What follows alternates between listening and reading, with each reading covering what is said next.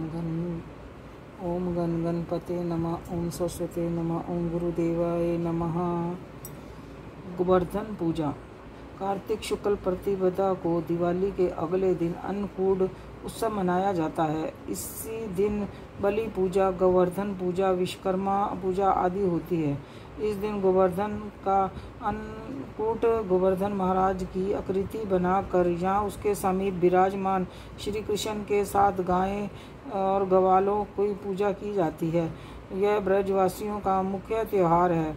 इस दिन मंदिरों में विविध प्रकार की खाद्य सामग्रियों से भगवान का भोग लगाया जाता है, जिससे बहुत सारी सब्जियों को मिलाकर विशेष अन्नकूट का प्रसाद व कड़ी प्रमुख है। कथा। एक दिन भगवान श्री कृष्ण ने देखा कि पूरे ब्रज में तरह तरह के मिष्ठान तथा पकवान बनाए जा रहे हैं। पूछने पर ज्ञात हुआ कि सब देवराज इंद्र की पूजा के लिए तैयार हो रहा है। इंद्र को प्रसन्नता से ही वर्षा होगी, गायों को चारा मिलेगा तथा जीवों प्राणजन की समस्या हल होगी। यह सुनकर भगवान श्री कृष्ण ने इंद्र की निंदा करते हुए कहा कि उस देवता को पूजा करनी चाहिए जो प्रत्यक्ष आकर पूजन सामग्री स्वीकार करे। इंद्र में क्या शक्ति है जो पानी बरसा कर हमारी सहायता करेगा? उससे तो शक्तिशाली यह गोवर्धन पर्वत है जो वर्षा का सहायता करेगा। वर्षा का मूल रूप है।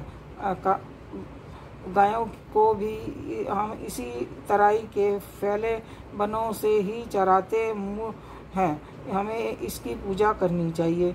इस तरह श्री कृष्ण ने गोवर्धन पर्वत की बुरी बुरी प्रशंसा की और गोपियों की आजीविका का एकमात्र सहारा सिद्ध किया। भगवान की बात सुनकर समस्त ब्रज मंडल बहुत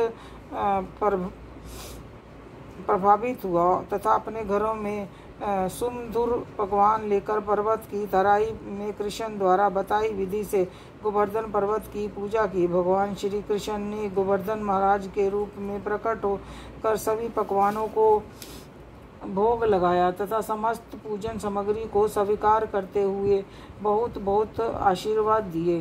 सभी जन अपना पूजन सफल समझकर प्रसन्न हो रहे थे। तभी नारद इंद्र महोत्सव देखने की इच्छा से ब्रज आए।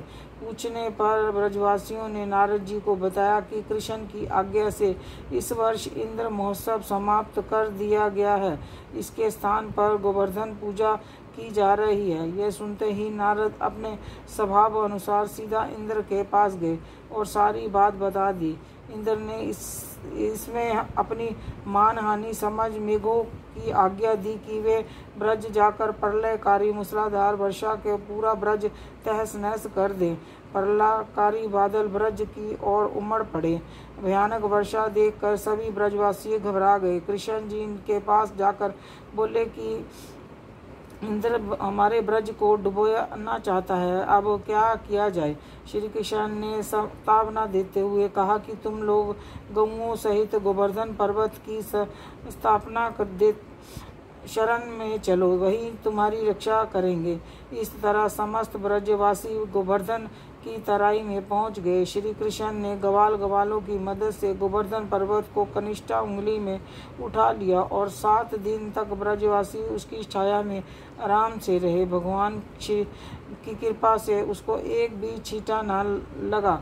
इससे इंद्र को बहुत आश्चर्य हुआ। तब भगवान की महिमा को समझकर वे अपना गर्व नष्ट जानकर वे स्वयं ब्रज आए और भगवान कृष्ण के चरणों में गिरकर अपनी मूर्खता का पश्चाताप किया।